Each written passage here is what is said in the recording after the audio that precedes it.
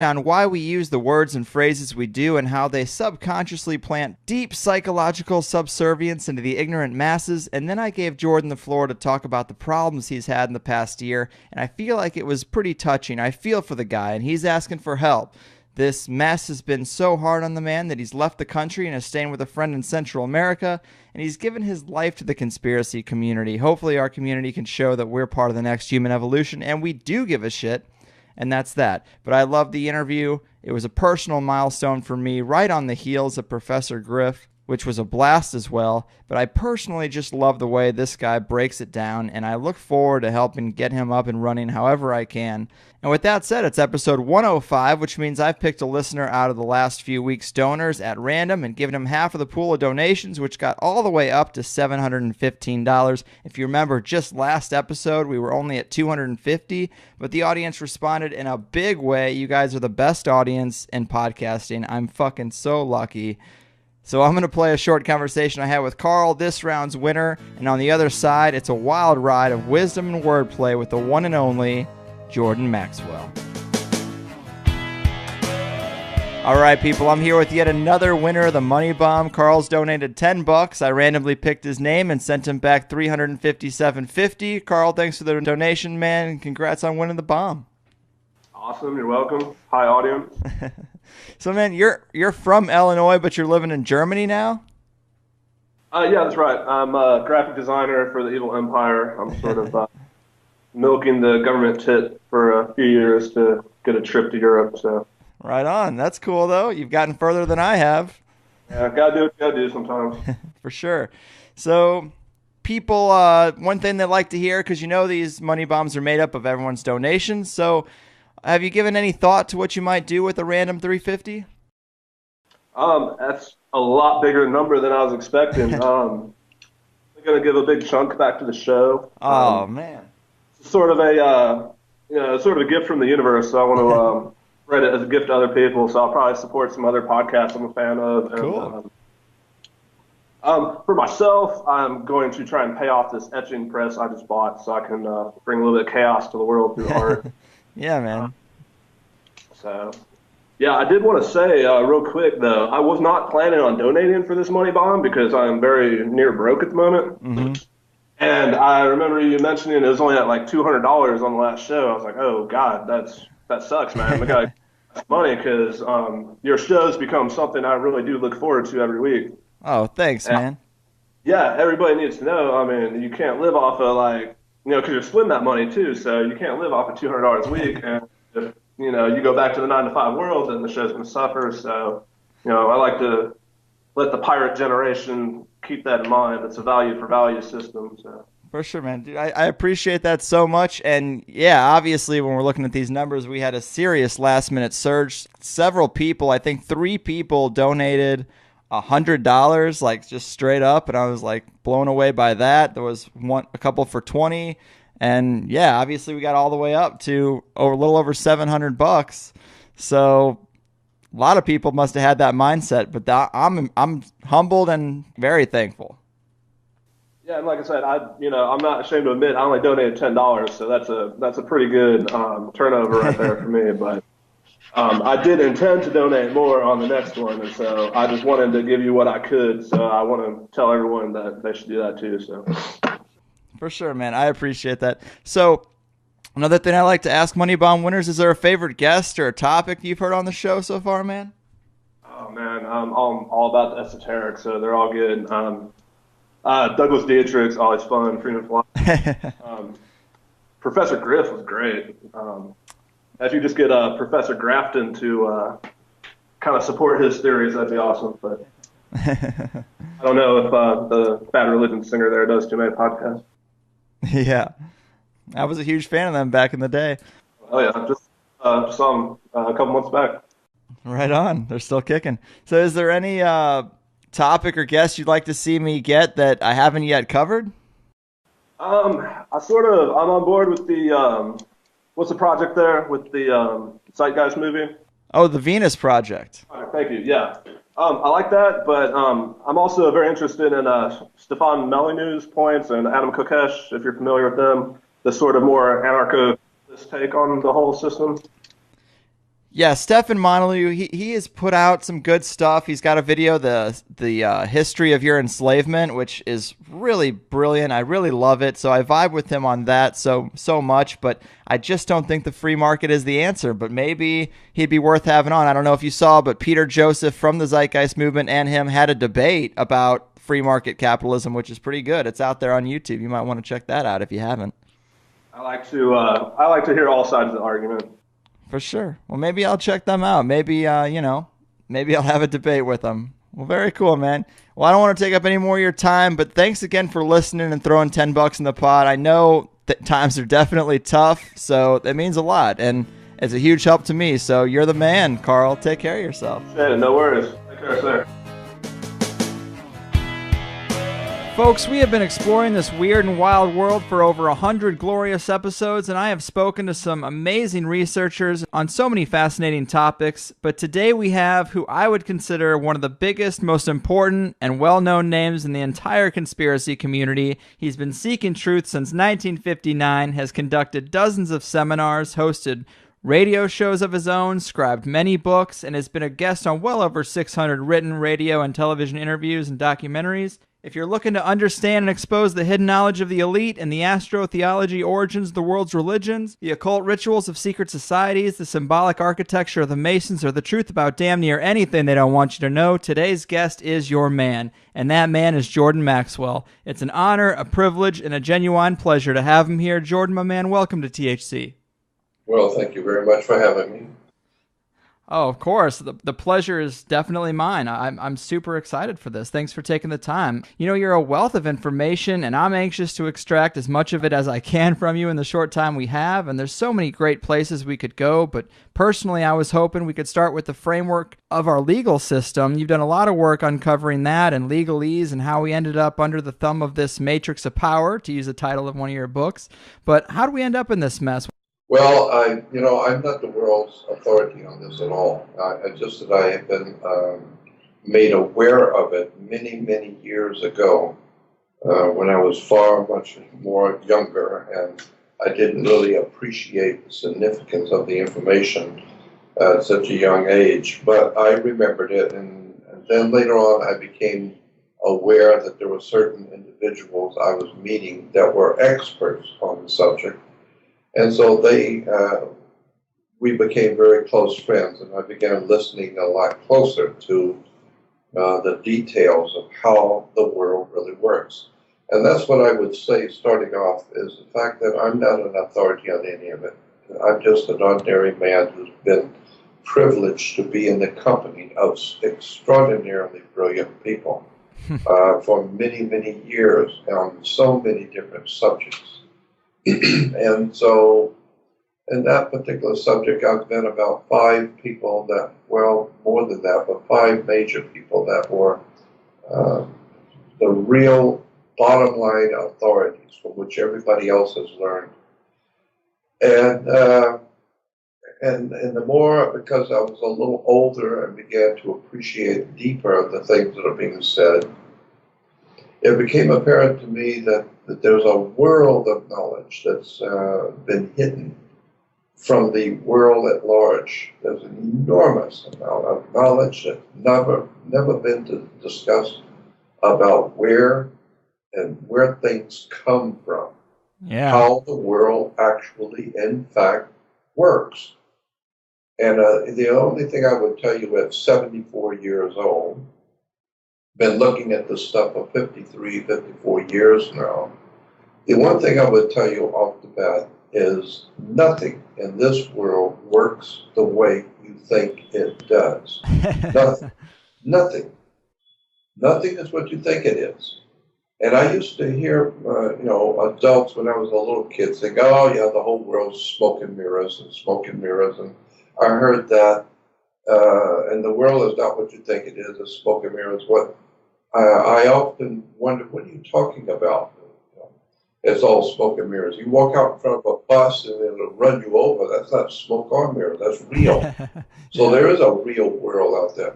And so I never understood, what are you talking about? Well, of course, now I understand. Yeah, smoke and mirrors in that so much is hidden from you that if you're not educated, in a particular subject, then you don't know what's going on. And I've said so often that uh, you know how many airline pilots have lost their lost everything in the stock market, or how many neurosurgeons and doctors have lost everything in real estate.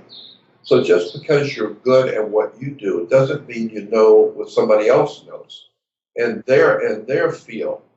And so if you're really wise and learn something in life, if you are a genius, a mathematical genius, but if you need to have an operation, you need to go to a doctor who knows how to do what you need. And so you need to understand just because you think you're smart, don't bet on it. The really bright and powerful people in this world pay large sums of money to other people who they know are far smarter than they are. The Donald Trumps have people around them that know law and know real estate and know the laws far better than they do. And that's why they're paid large salaries to sit next to the boss and tell him what he can and can't do. And so I learned that a long time ago, that just because you think you know something, you better go back and do your homework, because you're going to find out when you finally get into federal court or finally get into some kind of a serious legal situation in a courtroom. You're going to find out what you didn't know. No, you thought that this, and you thought you had that, and you thought you understood. Now you find out, no, the legal words means that you lose or you're going to jail because you thought you understood. The words that you use in a court are not the same. They don't mean the same on the street. And that's why you have to have a lawyer speak for you, because you don't understand court language. And God knows a lot of people have heard me say this, and I'm saying it again. Why do you have to go to court to start with? You go to court because the whole idea is called the commerce game. Look it up in a dictionary, or look it up on the web. Just type in the word commerce game, and you will see that commerce in the world of business is a game. And in any game, there are going to be losers and winners. Right. And so we call the losers debtors. The winners are called creditors and debtors in business. And so you're either making money and on top of something, or you lost money and you owe. So there's winners and losers. So when you go to court, it's like playing basketball or tennis on a court. And so how do you play tennis on a court? Well, you play with a racket. Yeah. Yeah, get it? Words, terms, symbols, colors, all kinds of hidden persuaders, hidden ideas and concepts in words. So that's why the attorney will tell you that when you're signing a contract, be sure to read the sign on the dotted line and read the fine print, which I haven't done, and a lot of people else haven't done. They thought I understood what I was doing and signed something, and then found out I just lost everything. But an attorney will tell you to sign. An attorney will tell you to sign on the dotted line and read the fine print. Yes. What is he talking about? He's talking about when you sign a check. You sign on the bottom line, and if you look at it, the bottom line looks like a lot of dots. So you're signing on the dotted line. But get a magnifying glass and look at the line that you're signing, and you will find out they're not dots, they're letters. Really? Yes. And so that's why the attorney says, read the fine print. Yeah, read the line you're writing on, get a magnifying glass and read it. And now you see, when you're putting your name on that line, you are signatory to what that line says. Go get a magnifying glass and look at a check and see what it says in the fine print. And then when you sign it, you become known as a signatory to what you just read.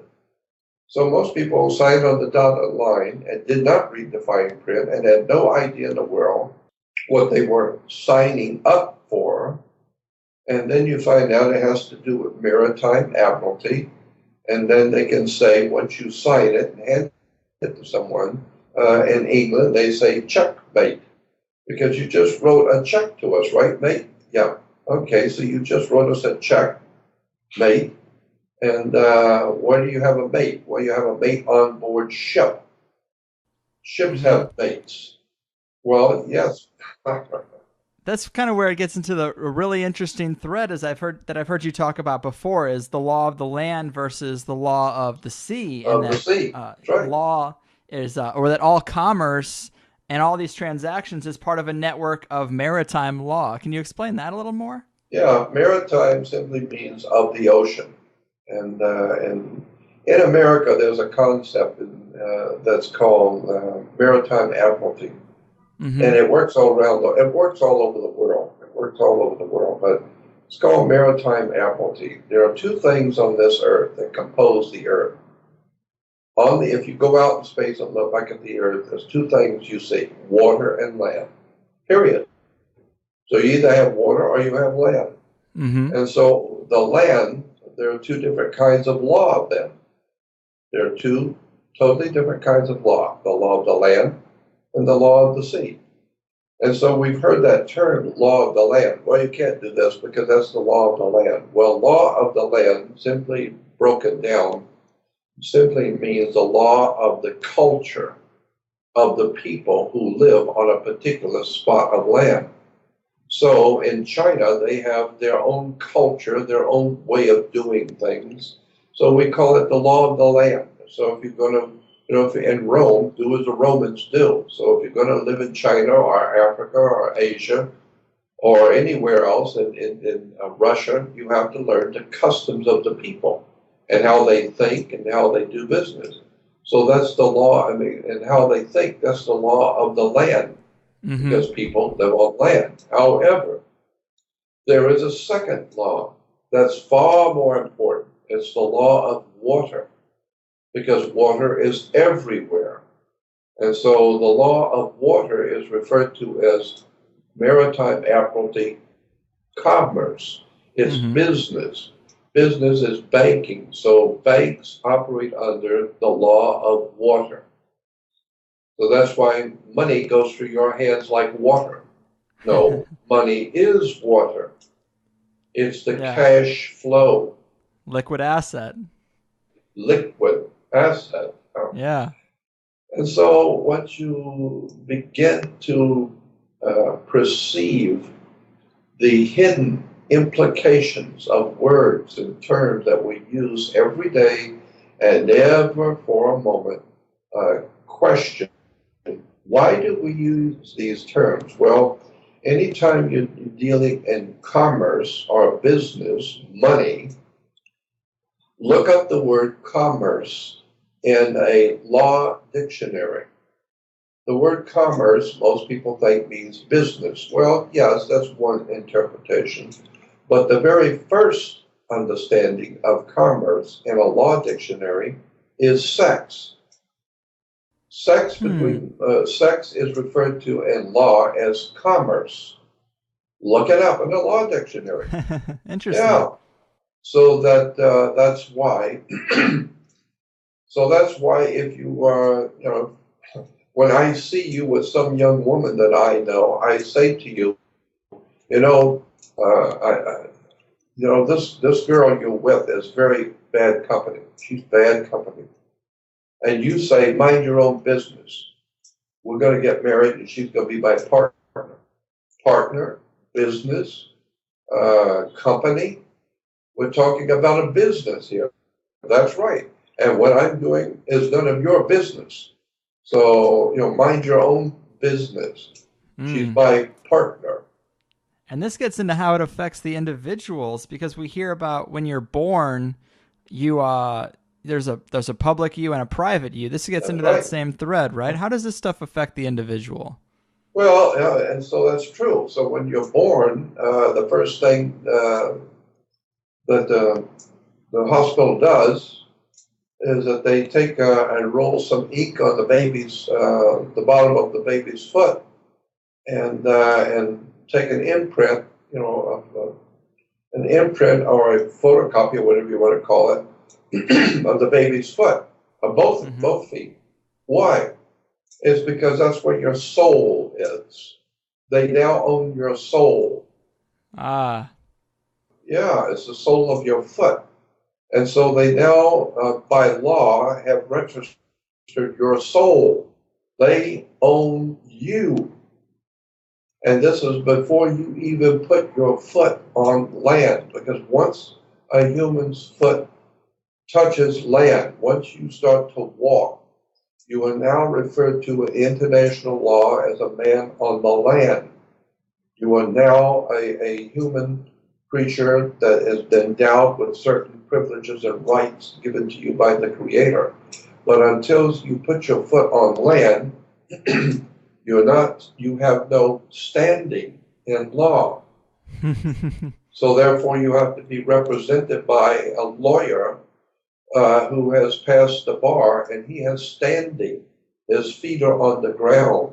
So it's a very interesting, but I guess the word is arcane or occult. Occult simply means hidden. Right. Look it up in a dictionary. Nothing evil about it. It means hidden. And so much of real wisdom and knowledge, de jure, legitimate wisdom, knowledge, and understanding, has been hidden. Just as your parents have obviously hidden a lot of stuff from you when you were a child. You don't need to know about their private life. You don't Mm. need to know about your father's business when you're 6 years old. All you need to know is that who the boss is. That's all you need to know. And Yeah. so you're not being told by your superiors. Well, the same thing as you grow up. All adults are today are grown-up children. And so Hmm. we have to have a parent who takes care of us. Well, there is a law in international law. There's a law that's called parentis. I think I'm saying that right. There's a law now that you can look it up in the dictionary, and that means in law and Latin that the government is your parent. It actually owns you. The government actually, in fact, point of fact, lawfully, and any good constitutional attorney and any good lawyer that's honest with you and intellectually honest will tell you, yes, in point of fact, the government does own your body, period. Right. So you can think whatever you want if you're ignorant and ill-informed and unread and pompous and arrogant and know everything there is to know about everything in the whole world, then go on and believe whatever you want. But the bottom line is there will come a day when you will find out you are not the boss and the master of your own destiny. You will find that the police can come in, break down your door, arrest you, and put you in jail. Why? Because you don't own you.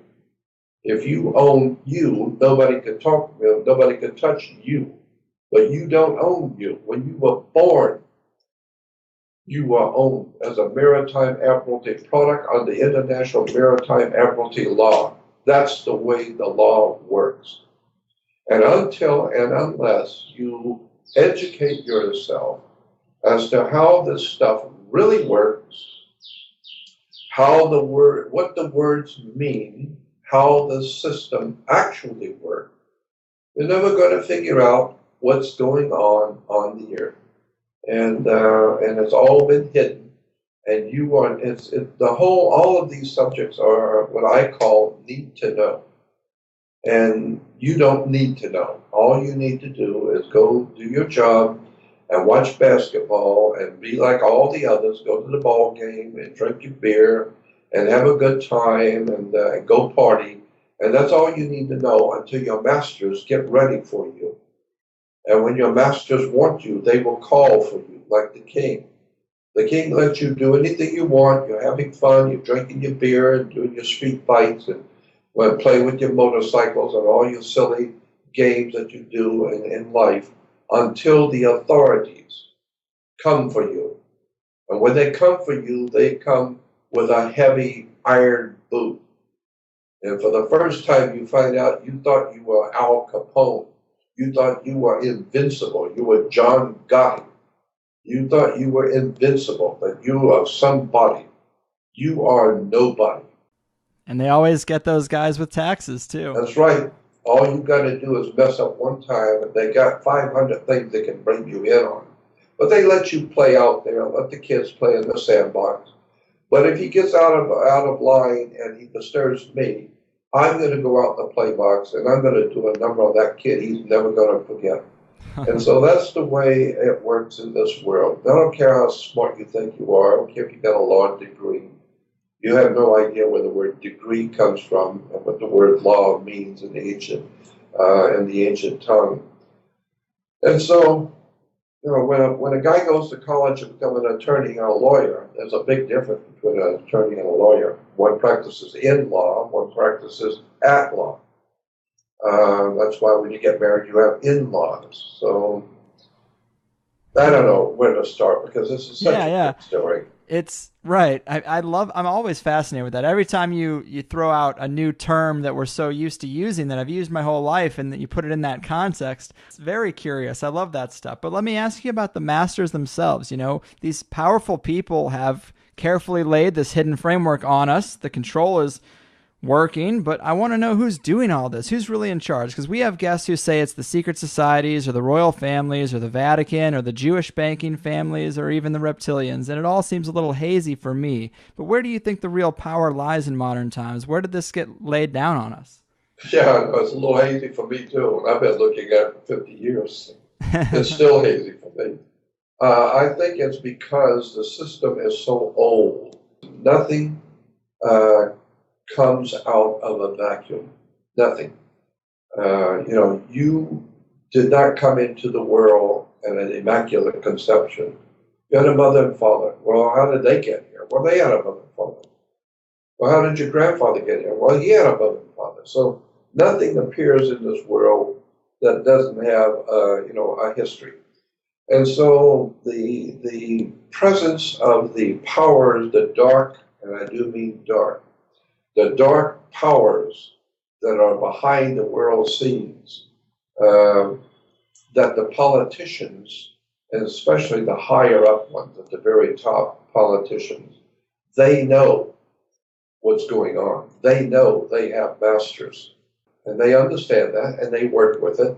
And because of that, they're able to do certain things and able to officiate over certain things, always keeping in mind that there are hidden powers that are watching them. Right. And at any time those hidden powers decide that you have served your purpose, you will be removed. Now, if you're like Nixon, they will remove you. The hidden powers remove you by disgracing you and having Senate hearings to expose you. Or if you are really smart, well-financed, which Nixon wasn't, but if you're really smart and well-financed and protected, like John Kennedy, well, okay, we'll just whack you then. We'll just blow your brains out. Right. So, yeah, now what is the country going to do about that? What are you going to do about that? We blew your president's brains out in public. Now, what are you going to do about that? Well, somebody's going to go to jail. Who? Well, Lee Harvey Oswald. Okay, then we'll kill him. So now who's going to go to jail? Well, the guy who killed Lee Harvey Oswald, he probably knew something. Well, then we'll kill him. Now, what you going to do about that? So nobody, period, goes to jail for killing Kennedy. Period.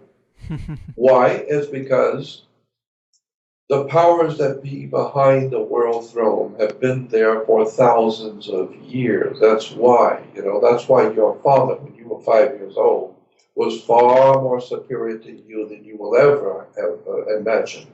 You can't do much of anything. He is the boss, period. And obviously, at work, he has bosses too. And those guys at work who are his bosses, they have bosses. So that's the way it works. You go up the pyramid. We're on the bottom of the pyramid, and you work your way up till you get up to the Donald Trumps, and then from there you get into the international bankers. And from the international bankers, you get into the people who run the international bankers, the Vatican, the Jesuits in the Vatican. Then from there, you go behind the Vatican to the Roman Empire, to the Caesars of Rome. And behind the Caesars of Rome, you have the Pisos family, spelled Picos, Arius, Copernicus, Pisos, and the Pisos family, who were the powers, the international Illuminati powers behind the Caesars of Rome. The Caesars who ruled Rome as emperors were not God. They thought they were God until one of the Caesars got killed by the Senate. So when you understand, you keep going up in power. The higher up you go, the more powerful the people are. And like Michael Corleone said in Godfather 3, at the end of the movie in Godfather 3, Michael was sitting on the porch with his sister, and he says some profound, well, a lot of profound things said in Godfather, but the one thing he says at the end of Godfather 3, he says to his sister, you know, all of my life, I have always assumed that the higher up you go in society, the more correct and lawful things have to be. Now I look back on my life and I realize it's just the opposite. Meaning, the higher up you go in this world, the more criminal it is. Yeah. Until you get to the top of the heap, and there you find the real criminals. These people do not rob, with a gun and take $50 from you. No, they rob nations. They take the gold from South Africa. They take the diamonds. They take the oil from the Middle East. Lust is lust. I mean, you're looking at the girl's butt while they're looking at the bauxite mines in South Africa. So, it's the same thing. Mm-hmm. Very powerful men have very powerful taste. And while you want that new car, they want Alaska. Right. Yeah. So, so it's human going all the way up the ladder to the worst humans on the earth, period. Well, now, I personally, it's just my opinion, but I personally believe at the top of the world, if you go up to the top of the pyramid, to the very tip of the top, the most powerful on the earth are not human. Yeah. I believe they are extraterrestrial, meaning they're not from here. They may look like humans. They may, if you ever met one, which you won't. I could go into a lot of stories about that. My wife, when I met her in 1967 and got married in 67, that's a lifetime ago, Mm-hmm. she was working as a secretary for a mafia don in Los Angeles. And I met him. She was his secretary. But she was just an ordinary secretary, working for a very powerful man. But she knew who he was, and I learned when I got married who he was.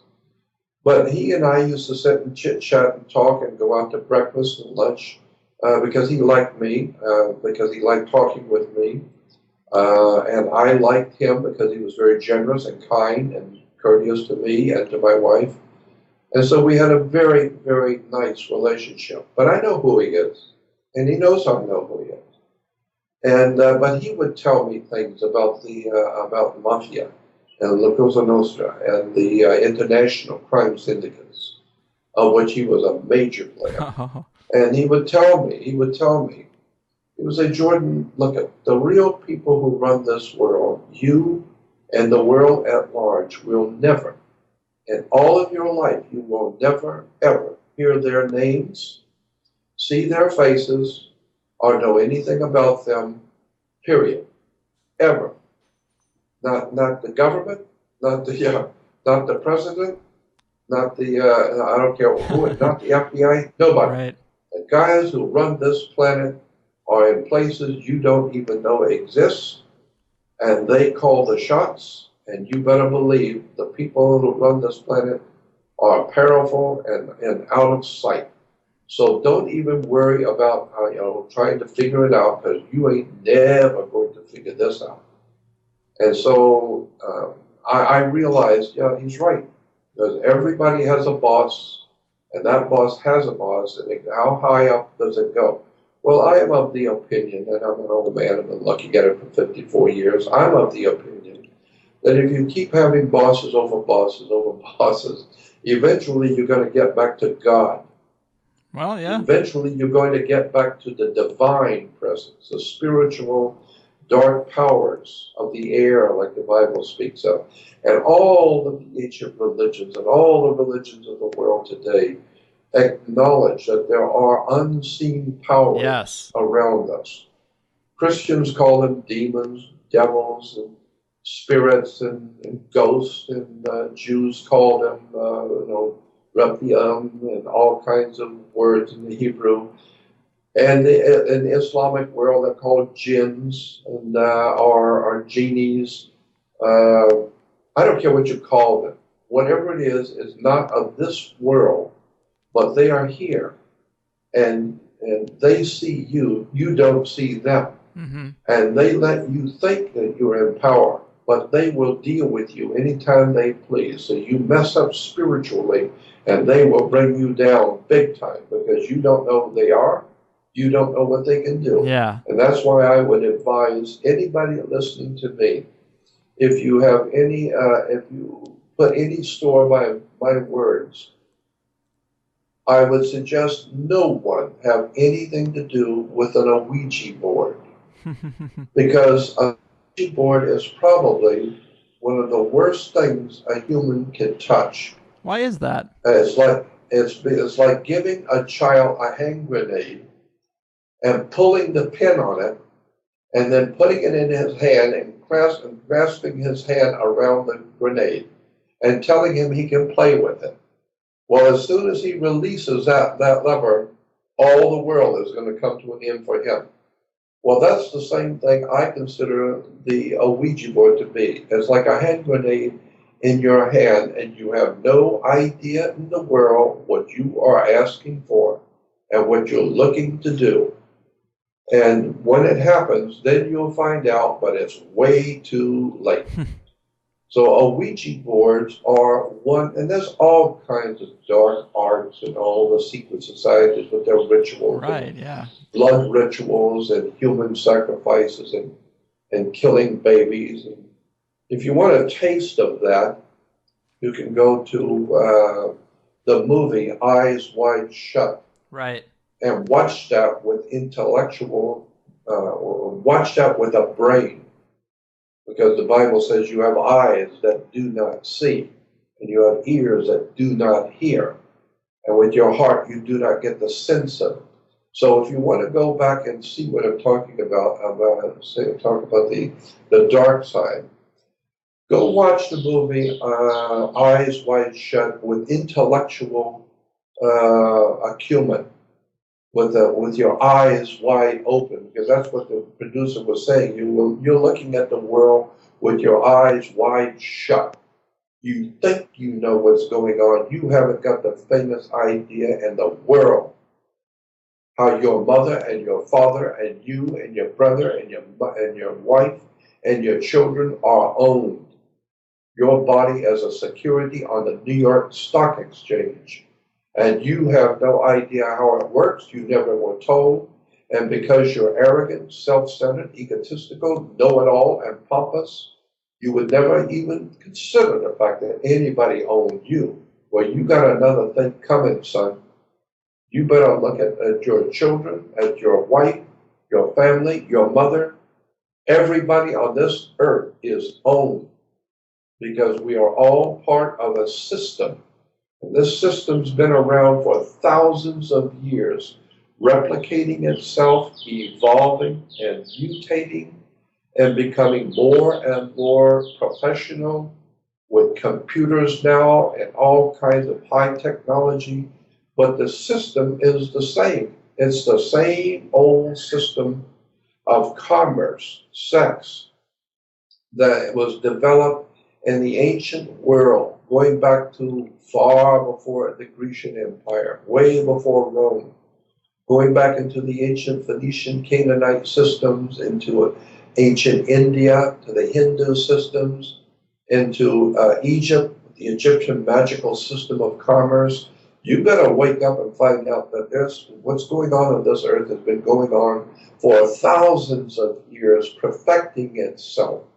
The Egyptians perfected their magical connections to money, to human resources.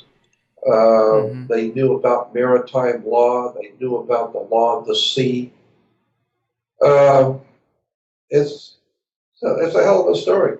Yeah, it definitely is, and there's so many different threads to it. It's it takes a lifetime, man, and you've definitely spent your time doing that. But And I paid for it too, believe me.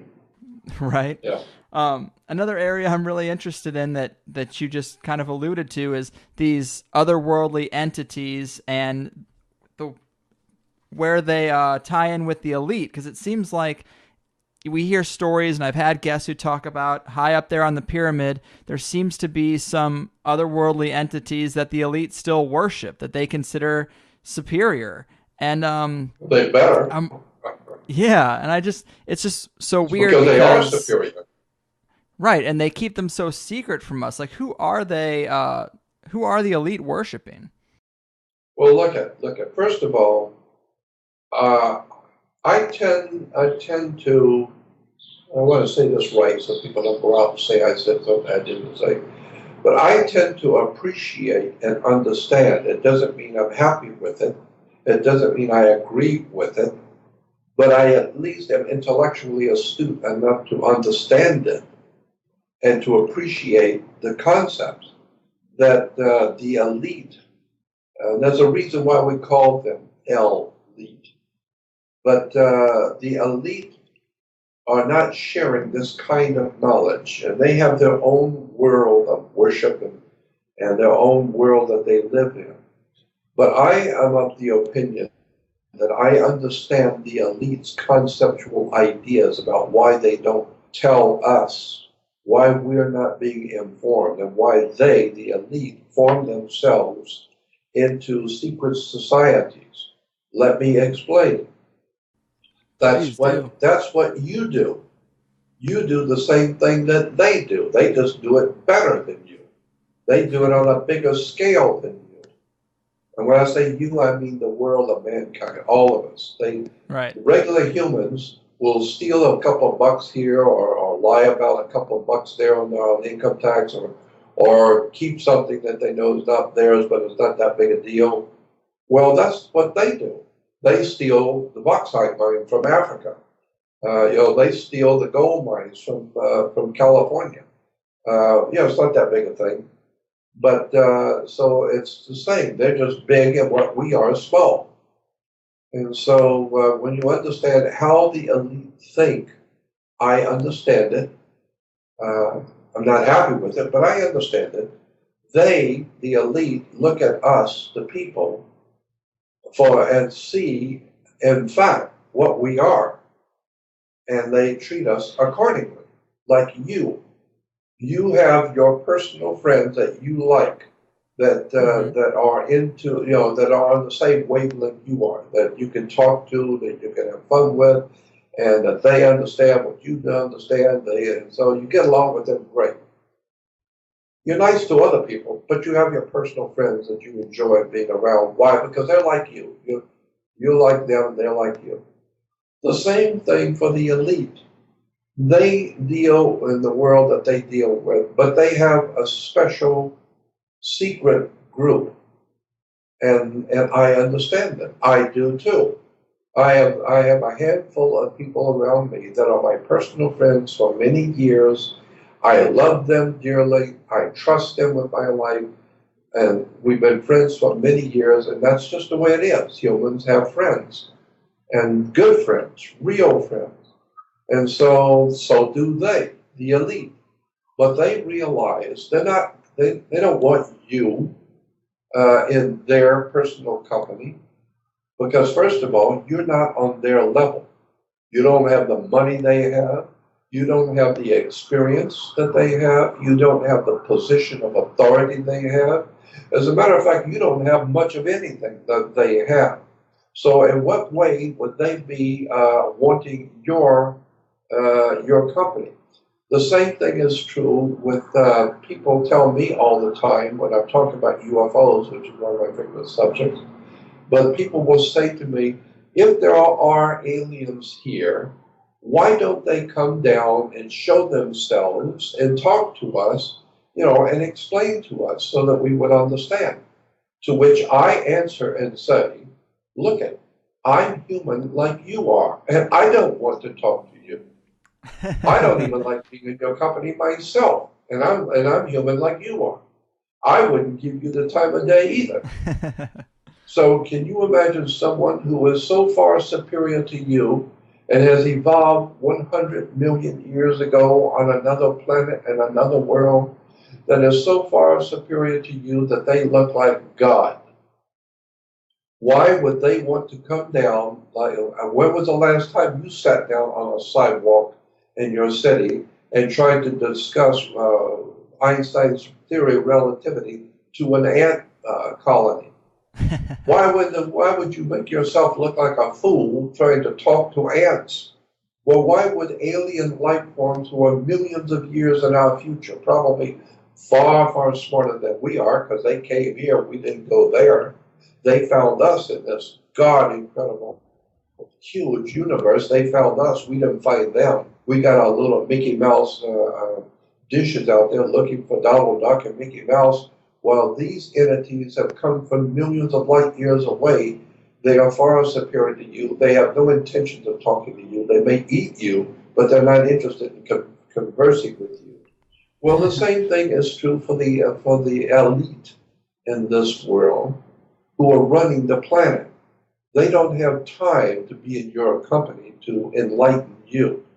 And the most important reason why is because they know you're too stupid.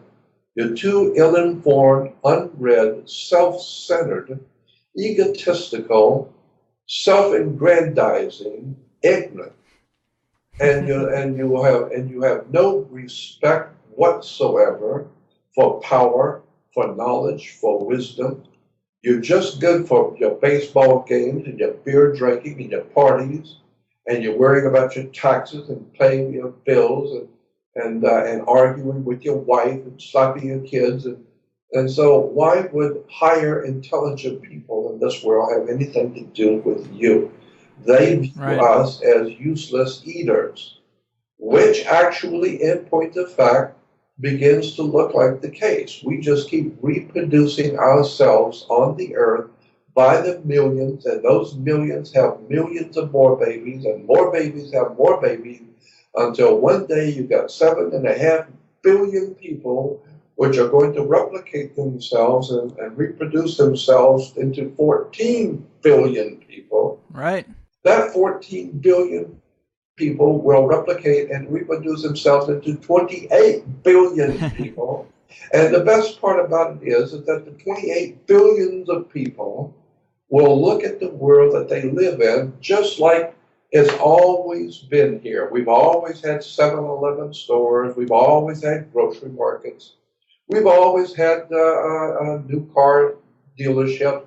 This is the way the world has always been for 1,400,000 years. We've always had the grocery stores and supermarkets and Sears and fresh water and baby diapers. We've always had that for at least 500,000 years. We've always had this, and it will always be the same. Well, I got news for you, son. You better wake up and find out America has not always been here. Right. Over 250 years ago, there was no United States of America. Yeah. There was no freedom. And I got news for you. What you thought you had, it's gone. You are not free. We're not living in the land of the free and the home of the brave. Like Dick Gregory says, you ain't free or brave. You are owned. You don't think so? Go out and try it. So the point I'm making, that's why you have to have a permit to do this. You got to have a permit to mow your lawn. You got to have a license to do this. You got to have a license to do that. You got to check with the county court, board of commissioners. If you're going to do this, you got to check with the Secretary of State if you're going to do that. You are in a system, and that system has come down to us from thousands of years ago. Our monetary system. You know, when you're writing on a piece of paper an amount of money, you always put in front of the amount, you put a little, what's the word I'm looking for? A little icon, which symbolizes money, right? And it looks like an S with a line through it, an I through it. And sometimes it's got two I's through the S. You understand what I'm talking about? Right. Okay. Well, originally, it was not two lines. Originally, if you go back to the reference books and look it up like I do, you will find that it was not two lines, it was one line. Okay. And so you have an S with one line through it. The line is the letter I. And the S stands for, it's I-S, is. That's what is. I-S. I-S stands for insurance script, like scripture, something you write. So I is insurance and S is script. So money is referred to in international elitist circles, not for us, but the guys who run the planet. It's called insurance script. Insurance script came into being in 1871, before your great-grandma was born. And it was called insurance script. And it's based on the idea that your body, your physical body, is worth money. You are worth money. We call it slavery. No, I can buy. And we still have slavery in many ways. Slavery is not gone. No. You buy a prostitute. What is that? It's slavery. She's selling herself to you for money. Well, the same thing you do when you go to work. You're selling yourself to someone else, and for 8 hours, they own you. You don't tell them, they tell you. And so it's all based on commerce. Commerce is sex. And also, if you look in the dictionary, look in the law dictionary, all of our laws in commerce are under the auspices of what we call the Congress. Congress regulates commerce. The word Congress, which regulates commerce. Commerce is sex. Congress means, in a law dictionary, sex. Look it up in a law dictionary, look up the word Congress. And that's why you have to have an act of Congress. It's a sexual act. And so, it all has to do with water, maritime admiralty, because you are 72% water. And so since you are you're water, pure water product. And you are a biological battery. You have an electrical system in your body. I don't know if you understand that or not, but your heart is beating because of an electrical impulse. Your muscles move, your legs and your arms, and you live because of electricity. Right. Leads, elect. You get elected with electricity. So follow my thinking. So you are a biological battery. So when you go into court, that's why you have a fence and a gate in a court. People go to court never ever suspecting that the reason why they're sitting on this side of the fence, and then when you're called, you get up and walk through the gate. Now you're in hot water. And somebody's going to have to bail you out. So if you can't make bail, then they're going to put you in a battery. It's called a cell. So they're going to put you in a cell because you're a maritime admiralty water product, and they're going to put you as an electrical unit. They're going to put you in a cell. That's what we call batteries. Right. And so all of this has to do with an arcane, occult, hidden world of knowledge, which most people on the earth don't even begin to understand the word occult, much less the implications of it. So I'm saying that when you go to a bank, why do you have to put money into a bank? And where did the word money come from? Well, all of this sounds like, all of this I know sounds like trivia pursuit. Well, you think it's trivia? Wait till they bring your butt into a federal courtroom.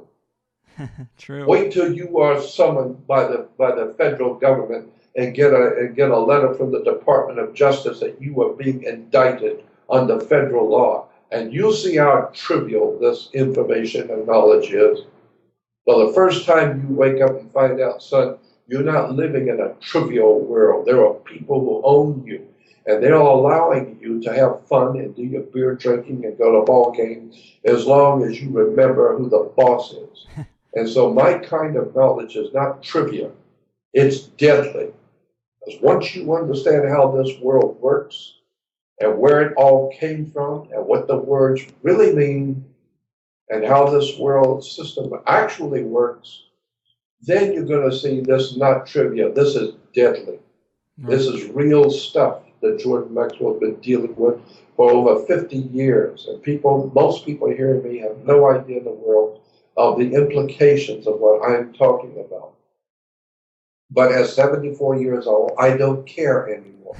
I just do what I do, and if you're smart enough to figure out what I'm talking about and wake up, then more power to you. If you're not smart enough, I don't care. So my feeling is, if somebody's supposed to hear me, they will. If they're not supposed to hear me, they won't. I leave that up to God. I don't care anymore. I just do what I do. Yeah. But you need to understand that your life is based on water. And so you came down the birth canal and your mother's water broke. So you came out, you came out of your mother's water.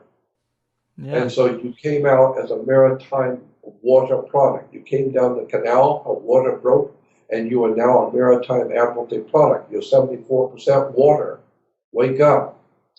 Therefore, if you're going to live in this world, you're going to be on a ship, because the earth is considered, under international law in Europe, the earth is considered a ship in space. It's called a vessel. A vessel in space. That we are on a ship.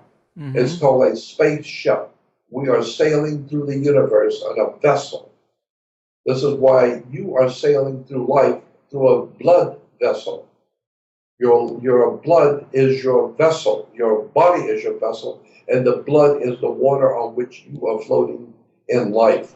Mm-hmm. So you have a blood vessel. You are a vessel. And so since you are a vessel, that means you're a ship. So if you're going to be alive and work with us and live with us here, then you're going to be a citizenship. So you have to join the citizenship, and then you can get a scholarship, courtship, go down the line, a dealership, all kinds. Look at all the words that end in ship. I mean, I had a whole about 30 or 40 of them. Right. Companionship, scholarship, marksmanship. There's all kinds of ships. Why? Because the whole world works on water. Period. Right. Including your bank. Where do you find a bank? You go to a bank and you're signing on the dotted line that you didn't read the fine print. Well, where do you find water? Where do you find a bank? You go to a bank. How many people go to a bank and have no idea where the word bank comes from? Mm-hmm. First of all, the bank is on both sides of a river. It's called a river bank. What does a river bank do? It directs the flow of the currency. Mm-hmm. Yeah, because your money is liquid asset. It's a current, ebb and flow. You take some in, put some out. It comes in, goes out. But once you understand that you are a product, a human developed product, Your mother, first of all, your father, man, M-A-N, manufactured you.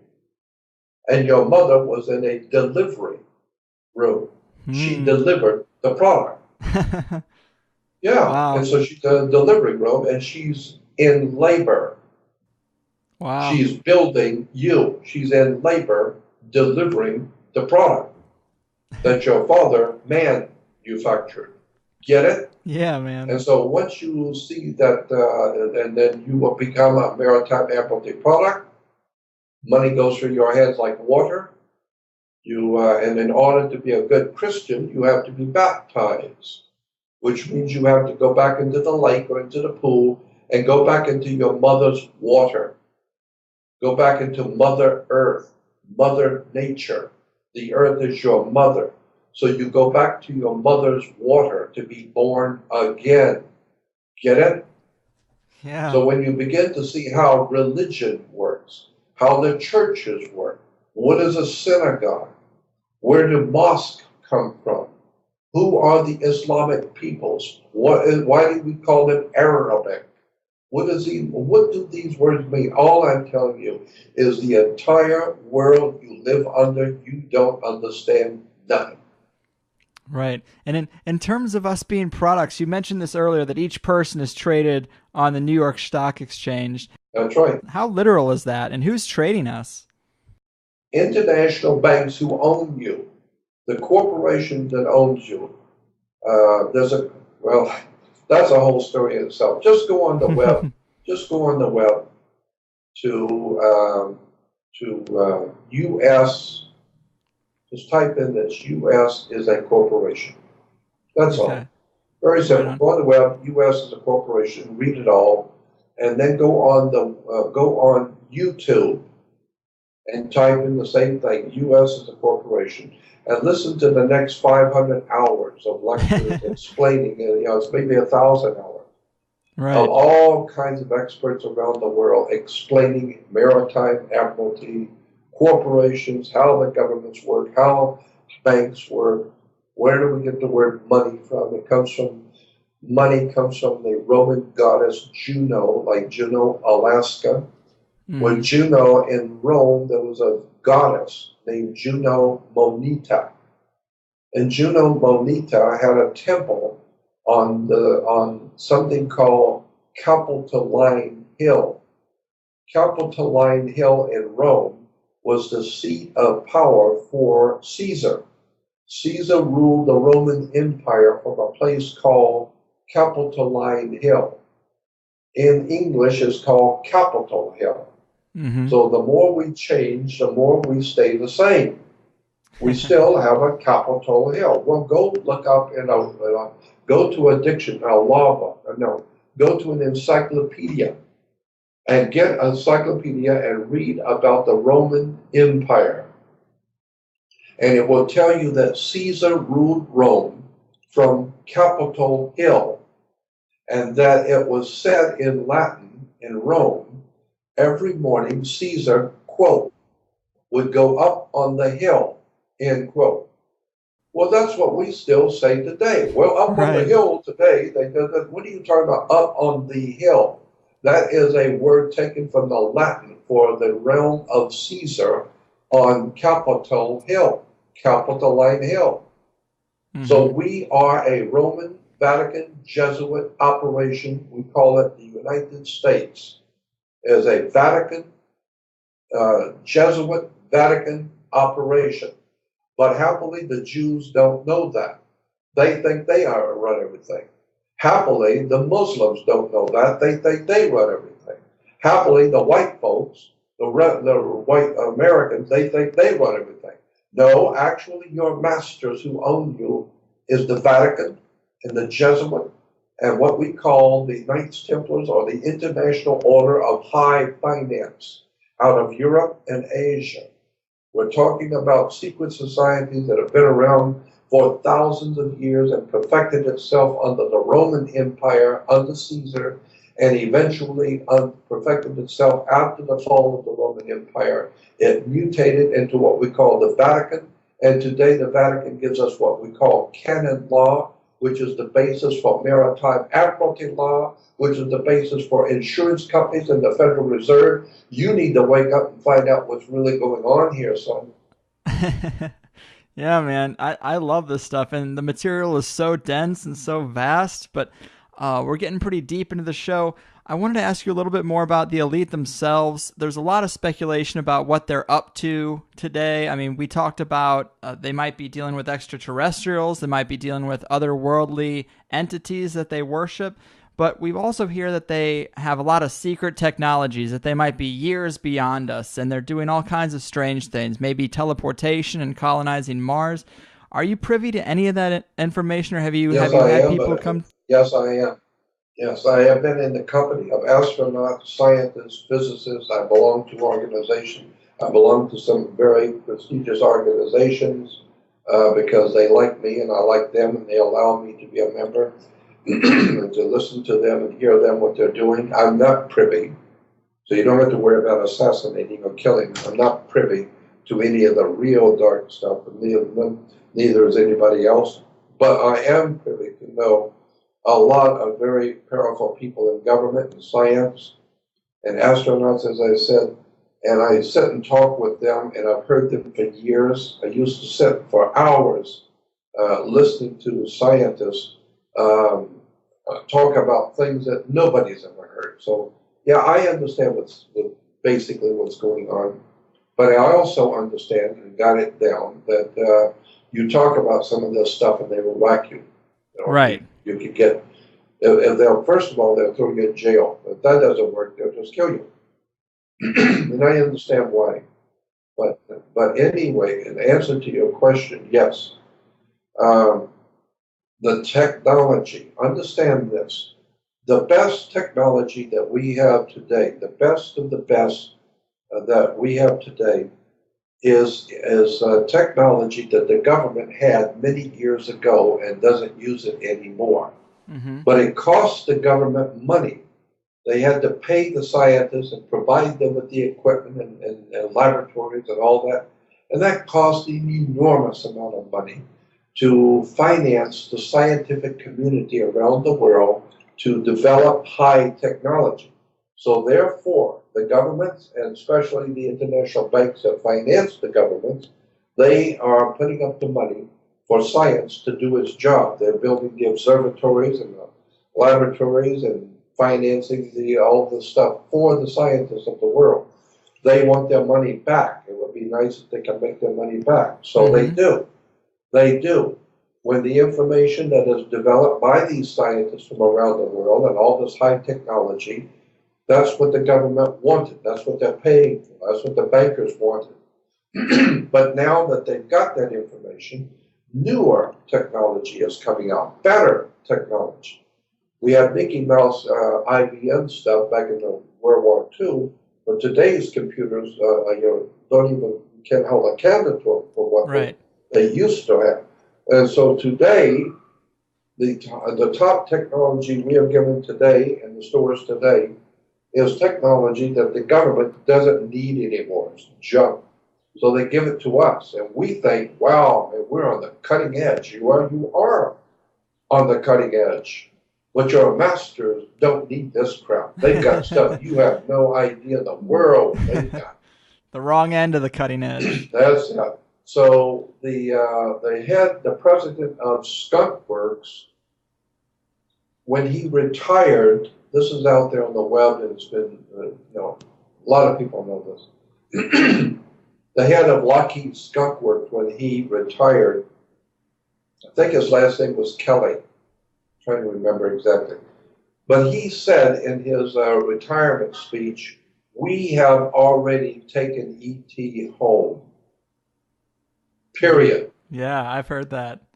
So what does that mean? Well, E.T. came from out there, and E.T. wanted to go home. Well, we've already gone there. We just didn't tell you. And so, well, how did you do it? We didn't see any rockets. No. You use rockets. We put those big boosters out there for you to see. So that impresses children. They all get their American flags and run out there, all these alcoholics and beer drinkers, and they all go out there.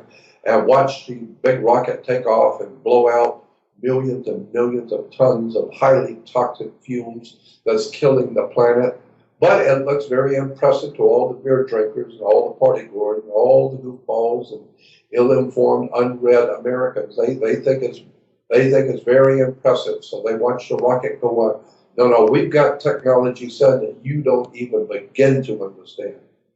The elite are not many things, but stupid ain't one of them. And so that's why you have places like Area 51 and S4 and all of these top secret bases. I've been out there. I know what's out there. I've seen it. And so I know what's going on in this world. And believe me, it's frightening because you have no idea in the world how technically advanced some people on this planet really are. And I'm just saying people. I don't know who they are because they've got technology that they look to me like gods. They can do stuff that you cannot even believe. Are there any examples of that technology you can safely give? Yeah. As a matter of fact, Gordon Cooper, the astronaut, the national hero, Gordon Cooper.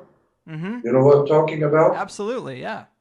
I've got a private conversation that he was involved in, and he was being interviewed for a television show, but on the TV show, he was only on for about 3 or 4 or 5 minutes at the most of an hour show. And it was on UFOs and all that kind of thing. And so I got a copy from the producer of the whole show. That's a long time ago. But in it, he was talking off camera. He was talking about some of the really high-tech stuff that nobody knows about. And nobody's ever heard this before, but he said, I was in Virginia. He was talking to the person interviewing him off camera. And he said, I was in Virginia a couple of months ago, and I dropped by to see a scientist friend of mine that I had known for many years, a good friend, but he works for the government at this particular secret laboratory in Virginia. And he said, so I dropped by to see him. This is Gordon Cooper, the astronaut. Right. And he says, my friend said, and he said, well, he had this metal table, looked like an exercise table, and some all kinds of high class equipment. And he said, I asked him, what's the table for? Looks like, where you create Frankenstein. And he said, no, I'll show you what it is. He said, so he went over to a cage and got a dog and put the dog on the table and locked the dog on the table with a little chain, locked him on. And he said, so go sit over here and watch. And he turns on this machine, and Gordon Cooper said, I saw this dog with my own eyes disappear in front of me. And then he took me down the hallway. He took me down the hallway to another room, looked very similar, another table, and he said, sit over there. And he turns on the machine, and after a little while, it's up to par. And he says, and I've slowly but surely began to perceive an image on the table until finally the dog was fully there. I personally saw a dog disappear and reappear in another room. Wow. So he said, I know that we have the technology to decompose molecular structure of a living creature and recompose it in another place. That I know for sure. I saw it. Wow. So I'm saying to myself, if this is Gordon Cooper, the astronaut, and he's telling this off record, then this is telling me that we have technology today. That was a long time ago. That was said. Mm-hmm.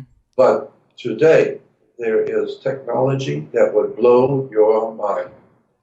You have no idea. We know that the Japanese are working on computers that don't even exist. It's in the air, and you can type stuff into the air, and you can see the computer in the air. It's not even there. Wow. And it's all kinds of interesting stuff. They have, I can tell you some of the most extraordinary stuff going on. I don't even know where to start with this thing because I'm not the world's foremost authority on any of this. How about None of it. anything? How about anything in the realm of tapping into another dimension or opening some kind of gateway? I've heard rumors of Oh my stuff like God. that. Anything you could tell us about that? Oh, of course. They did that with the Philadelphia experiment. Oh, right. Yeah. Yeah. I was close friends with, he's still alive. I'm not going to give his name. He's still alive. He's a major, major name in the science community, and I do mean major. And I was close friends with him. I used to go to dinner with him and many other scientists like him. And one night in Pasadena, we were at dinner and talking about. And I'm not talking. I don't know from nothing, but I'm in the presence of a bunch of profoundly important people, and I'm listening to them and happy to be in their company that they are talking in front of me. And so when the conversation quieted down, I spoke up, and I only opened my mouth to change feet. And so I said to him, I said, well, I said, what can you tell me? I addressed this to my friend, the physicist, who is a world-class physicist. I said, what can you tell me about the Philadelphia experiment? And he said, Jordan, I'm not at liberty to talk about that. Well, being stupid and younger, I didn't realize. So I opened my mouth again, and I said, well, I don't want any national secrets, of course, but is there anything you can tell me? And he said to me in front of everyone, Jordan, listen to what I'm saying. I'm not at liberty to talk about that subject, so please drop it. And I was, of course, obviously and correctly ashamed. It made me look like a fool in front of everybody else. But in point of fact, he answered my question. For a few years later, when I was a little older, I began to look back on that, and I thought, he answered my question. And the way he did it was very simple. Yeah. I asked him, what can you tell me? And he said, I can't tell you nothing, so shut up. Well, that means there's something there. That tells me what I needed to know, so shut up. It must be serious if this man's not talking. And why? Because there was a lot of people around the table. He was a good friend of mine and possibly would have told me in private. But because there were a lot of people around the table, he was very, very right in assuming there might be a plant here. Mm-hmm. Maybe somebody is here that's monitoring what I say. So I'm going to let everybody know I ain't talking about that, period. Mm-hmm. So, but one of the most important scientists that was connected to the Philadelphia experiment, and of course I know Al Bielek for years, and he and I have done seminars together. I've done many seminars with Al Bielek. We did seminars together with Preston Nichols, Al Bielek, and myself back in Philly. We did a couple long weekends together. But I've known all of these people for many years. I've sat and talked with them. So I know basically what's going on here. And what is actually happening is frightening. Because I realize that my fellow man, my fellow countrymen, have no idea in the world what's going on and what the technology is. And it's a shame to have to say this about Americans and about mankind in general, but it's true. That people have no power to do anything. America is powerless. The American people have no power to do anything. You just shut up and go to work and pay your bills and drink beer and go out to the ball game and enjoy life and keep your mouth shut. Okay? And if we want anything out of you, we'll knock it out of you. And so it's unfortunate that American people, especially my own people, the Americans, which I love the country. I love America, what it did for me and my family. I love my country, but the people of America have no power because knowledge is power, and they have no knowledge. Well said. But if you understand, if you had knowledge about how this world really, in point of fact, works, if the people of America ever woke up and found out how this stuff really works, and then you would be frightened. Then you would see why I am so depressed and frightened. Mm-hmm. Because I know things you don't know. And so it's quite a story. Incidentally, that's why you have to get a license when you get married. Same reason why you have to license when you are going to be an attorney, a lawyer, or do anything. You've got to get a license. Because a license is a permit to do something, which without that permit would be unlawful. Mm-hmm. So it's unlawful for you to pick a woman and live with her. It's not lawful. Right. So therefore you have to have a license. Why? Because what you don't know is your body. We'll go back to that for a moment. Your body is a corporation. Right. That's why when you die, you are a corpse. Because you're a corporation. Your body is a company. And that's why I said, your girlfriend's body, I say she's bad company. And you say, mind your own business. Oh, you're doing business with her? Yeah, she's going to be my partner. Mm-hmm. Oh, really?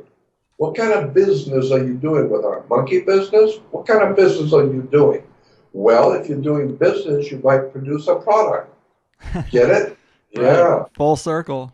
Yeah, full circle. And now, therefore, if your body is a corporation and she is a corporation, then that means two businesses, of which it ain't none of my business, but two businesses are getting together to do business. Well, remember, like the mafia says, there's nothing personal, it's just business. So if your business with her don't seem to work out, you're not going to God, you're going to court and bring your money and your house and your car and everything else you own because it's just business, nothing personal. Wow. She was a corporation,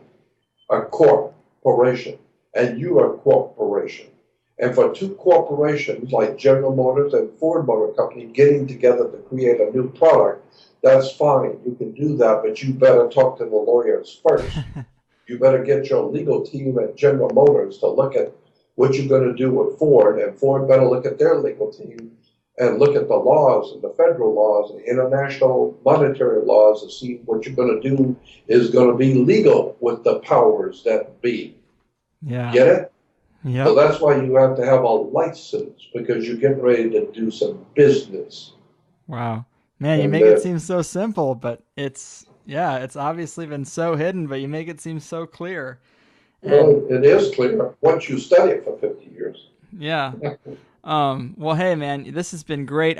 We're getting kind of close to the end of this interview. Obviously, I had a ton of stuff I wanted to ask you about the elite and about the world, but let's take some time to talk about your personal life and what's going on with you, because you have so many fans and there's a lot of confusion about what's happening with you and your court cases. And I told you we'd take some time to clear the air. Is there anything you'd like to tell the people about what's going on with you? Well, it's just amazing to me. People are able to do things to me because I'm an old man, 74 years old. I can't see very well anymore. Don't hear very well either.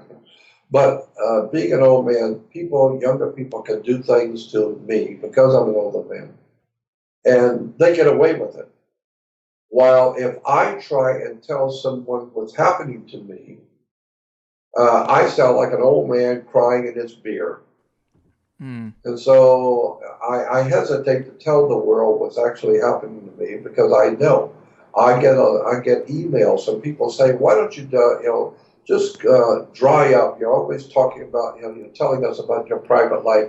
We don't care about your private life. Just go on and talk to us and tell us all this information that you're giving to us for free, so it doesn't cost us anything. We'll sit and listen to Jordan for hours and learn all kinds of wisdom and knowledge. Well, we don't want to hear about your private life. We don't care if you're dying, if your mother died. We don't care one way or the other. And if somebody ripped you off and stole everything from you, who cares?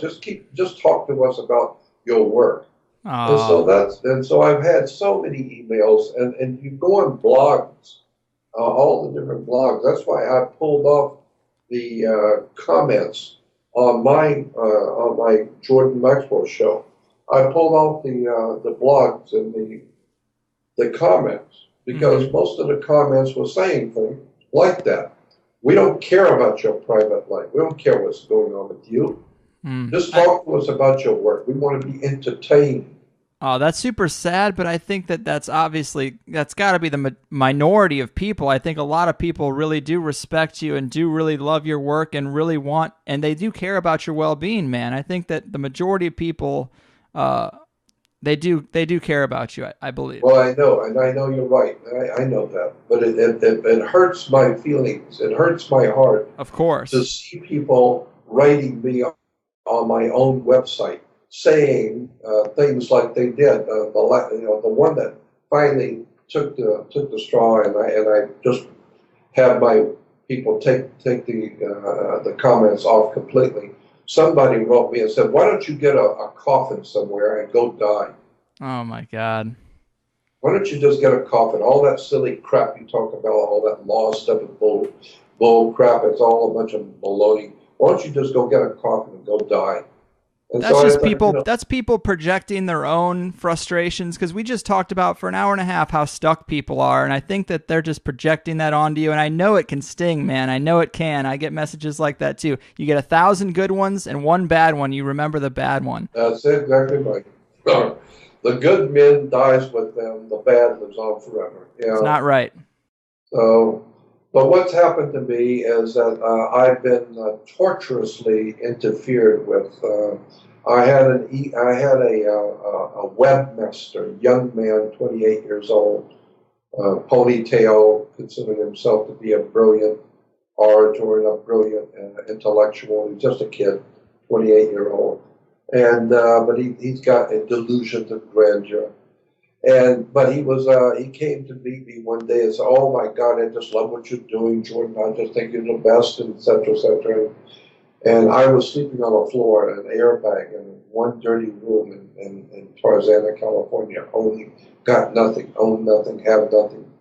I have no credit cards, no property, no home, no family. Got zero, nothing. At that particular time, I was sleeping on a floor with nothing. And he came and he thought he was going to come see a big a movie star, some big shot movie star. And he found out, no, I paid a dear price to be who I am. And so he said, "Oh my God," he said, "let me help you." "Oh, I want to help you." And I said, "Well, that would be nice. I wish somebody would help me." "Oh, I want to help you." So let me know, what can I do? And I said, "Well, I'd like to have get my website back and get back to work." "Oh, I'll be a webmaster. Let me do that. And let me do this, and I'll do that." And I said, "Well, I need somebody to do fulfillment, to fulfill the orders." "Oh, let me do that, I'll do that." So I said, "Okay, I'll give you 50% of everything if you'll just handle my website for me and fulfill the orders. Whatever we make, you keep half of it." I was trying to be generous. Half, 50%.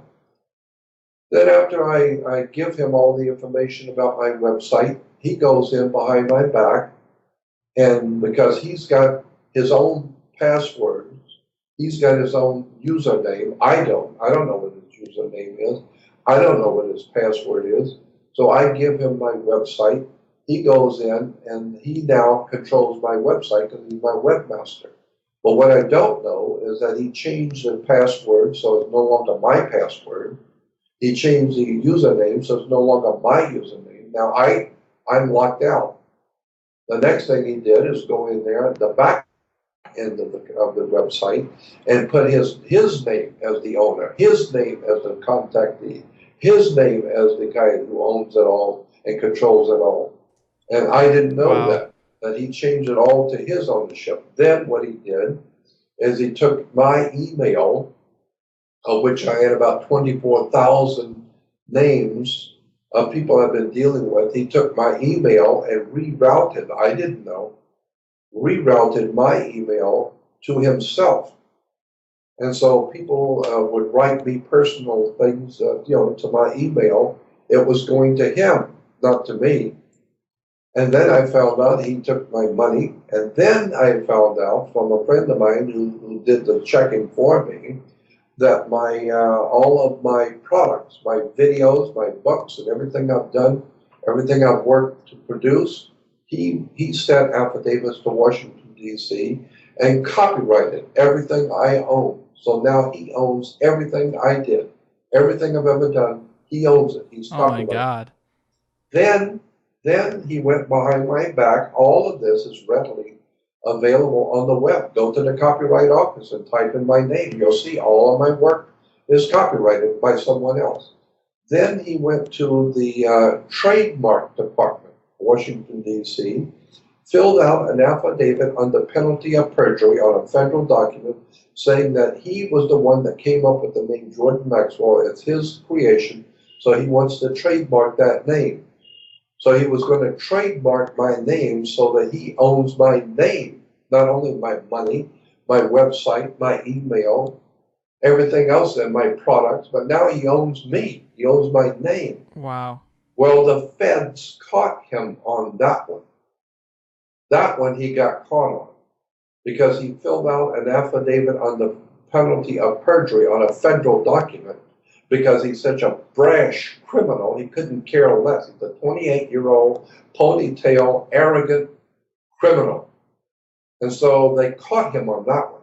And the trademark department called and said, "Did you give Joseph Dolezal permission to copy or to trademark your name?" I said, "I did not." And they said, "Well, we didn't think so because we turned this over to our legal department. This boy has filed an affidavit on the penalty of perjury. We're turning this over to our legal department." So then now he backs off of that one. The feds finally caught him on that one. So at this point in my life, I don't own my website. I don't have any private emails. It all goes to him. He's been promoting my videos while he's libeling my name in public. And so people know this is jordanmaxwell.com, right? All the things that are for sale on jordanmaxwell.com, all the donations that are being solicited on jordanmaxwell.com, that does not go to you, correct?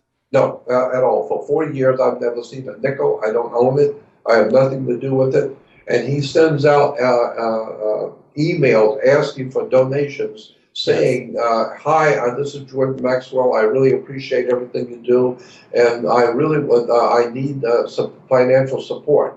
So then now that I have my own email for the first time, I'm getting a lot of emails from across the country saying, "Jordan, we've been sending money for the last 4 years, donations here and donations there, thinking it was you. Now we find out it says Joseph Dolezal's been taking the money. And we've been buying products off of your website thinking it was from you. Now we find out that you haven't owned nothing for 4 years." This guy, so that's mail fraud. You can go to prison for that. Yeah. That's jail time. That's jail time. So you are getting this worked out, correct? This is going to have a good ending for you, I hope. Well, I hope so too, but 4 years I've been hoping and nothing's happening yet. But the only thing that is happening is that I have an attorney, which I was introduced to, who is an entertainment copyright attorney. That's what he does. And he's a very good one in Los Angeles. And because I happen to have a mutual friend who introduced me to him, and he took a look at what was going on in my life and what's happening to me, and he was shocked, and he said, "This guy is a criminal. He's not only taking money, he's lying, mail fraud, torturous interference, filling out federal documents under penalty of perjury. This guy is a top of the line criminal." Then we found out, the attorney found out, he's got 2 other federal convictions already. Oh my God. And so, yeah, he's already got two felonies. So then my lawyer said, look, let me take this case. I don't care if you can pay me or not. Somebody's got to stop this guy. Somebody's got to put him in jail. Give it to me. Let me have it. And I said, I don't have any money. He stole my money too. He owns everything. He said, I'll take it anyway. Give it to me. I'm going to put this guy in jail. Give it to me. So I did. So now I've got a great top-of-the-line lawyer. It's on my website, his name, and so all I'm able to do, because I had a Kickstarter. Yes, it's what you came on the show to do. Is I thought we were going to help you promote that Kickstarter, and then I learned about all this other stuff. But yeah, the Kickstarter's been taken down, correct? Yep, the Kickstarter was taken down. Why? Because the Kickstarter had 2 Facebook pages, and I had over 17,000 fans on one Facebook page alone. Well, this guy, Joseph Dolezal, contacted Facebook and said, I own Jordan Maxwell, period. So take it down now. So my 2 Facebook pages were taken down. Then I had 3 versions of a YouTube promo video for the Kickstarter. He contacted YouTube and take them down. I had 1 promo video on the Kickstarter from Vimeo, Vimeo promo. They took that down. I had a Twitter account for the Kickstarter. He contacted Twitter and they took that down. Now I'm told that he's in the process of getting the Kickstarter taken down immediately because he wants to destroy my work and he wants to own it all, period. And so my attorney said, well then, look it, just drop the Kickstarter because he's going to take it down. It's going to come down. But the one thing he cannot touch, and he's tried to over and over, and it don't work, is the only presence I have on the web is called Jordan Maxwell Show. It's a podcast. But the reason he can't touch that is because I don't own him. When we first did the first podcast, I knew this thug criminal is going to come out of this radio show and take it down. So I signed it over and gave the rights to someone else. So that other person owns my radio show. Therefore, he cannot say that that it's mine and he can take it down. No, it belongs to someone else, and he's really going to have to fight in court to do that. So he can't take it down. So what I'm doing is I'm just putting, because I took the Kickstarter down because it's going to come down anyway, and just put a donate button on my website and say if you want to help Jordan Maxwell, then just donate because the Kickstarter is not going to work. Okay, and just so people know, you do not go to jordanmaxwell.com. You go to it's jordanmaxwellshow.com. That's it, exactly. jordanmaxwell.com does not belong to me for 4 years. All the products that have been sold, all the donations going in, all the private emails going to jordanmaxwell.com goes to a ponytail criminal who's going to jail. God, what a fucking disaster. It's an incredible disaster. But I didn't know. I'm an old man. I got some young guy comes in and says, I want to help you. And I needed help, so I accepted him as a friend. And turned around and found out, no, he came in as a criminal. That's why it's not shocking that he would do the things he's doing, because he was already a criminal. I didn't know that. Right. It's very suspicious, too. It's very suspicious why someone like that would find someone who specifically deals with this type of research at such a high level. It's very suspicious that this kind of character would find his way to you. That's what I'm thinking. I'm thinking the same thing, and that's what my attorney said. He said, this looks awful dark. This very well might be something more than what you think it is, but I'm going to get rid of him. I'm going to get rid of him. Give me this case. We've got him on fraud. We've got him on misrepresentation, wire fraud. We've got him on 6 different cases of wire fraud, accepting donations in your name, misrepresentation of material facts. We've got him with torturous interference. We've got him on this, got him on that. This guy is going to jail. And he said, so give it to me, I'll do it. So, but I have to pay the attorney. He's already putting a lot of money out of his own pocket, and I appreciate it, but I do want to pay my attorney. And if I can make enough to pay him, I would also like to continue the radio show. But Right. that costs money. And see, the people who have been working on my JordanMaxwellShow.com, they're free podcasts. Well, the people who are doing that have been doing it for free. The station has been giving me the time and the facilities and everything, and the other people working on the website for it have been doing it for free. But the station has come to the point where they said no longer, we can no longer do it for free. And I'm ashamed to ask the people to continue to work on the website for free. So I have to pay them make some sort of a stab at making some sort of a payment to the station and to the people so I can continue to do the podcast. Mm. But all of that costs money. But the first, I need to get rid of this criminal out of my life. And he's not the only one. It's his brother and his father. All three of them are criminals because they own a company called Momentum Development, and they have taken everything from me and taken it all. So I've got a good Wow. attorney now. I've got a good lawyer, top of line guy, and he's going after him. But I got to pay him, and I don't have anything. I live from one day to the next with a friend of mine. I have nothing. So that's why I put that.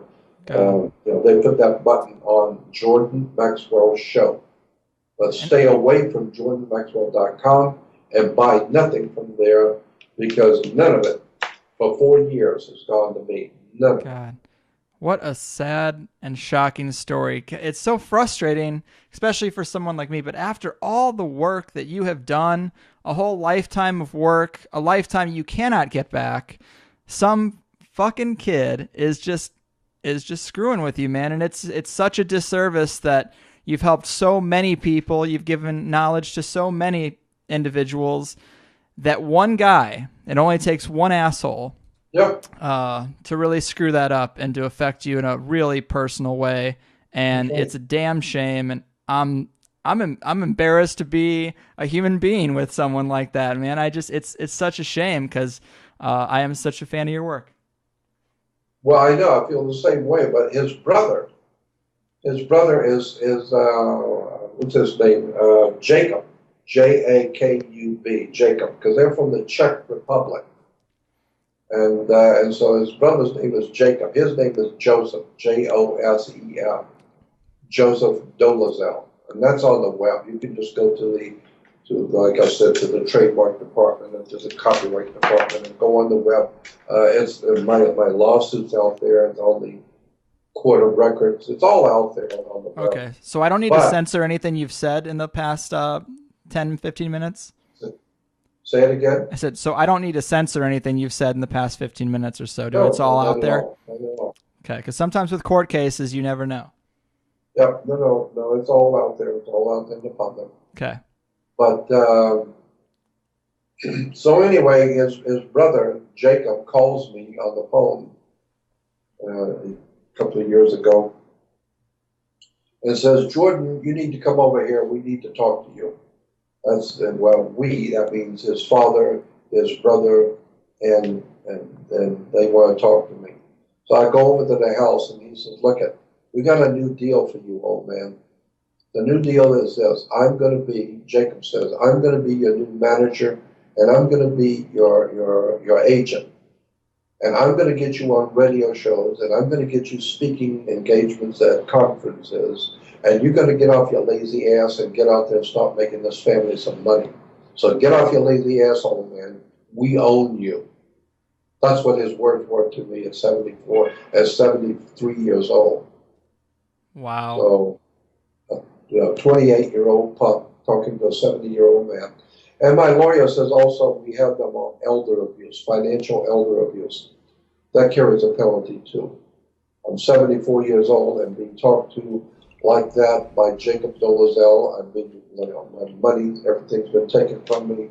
Wow. So I